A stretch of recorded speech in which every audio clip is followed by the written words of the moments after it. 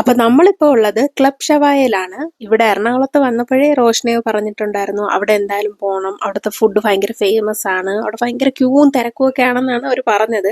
അതും കേട്ട് നമ്മൾ 12 മണിയായപ്പോഴും അവിടെ എത്തിയിട്ടുണ്ടായിരുന്നു.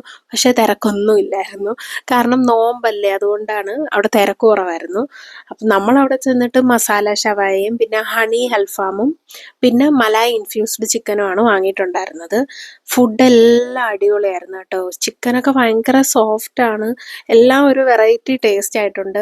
ആ ഒരു മലായ് ചിക്കൻ ഭയങ്കര സോഫ്റ്റ് ആയിരുന്നു, വായിലിടുമ്പോൾ ഇങ്ങനെ പഞ്ഞി പോലെ ഇങ്ങനെ മെൽറ്റ് ആയി പോകുന്നുണ്ടായിരുന്നു. ഭയങ്കര ക്രീമും ചീസും ഒക്കെയാണ് അതിലുള്ളത്.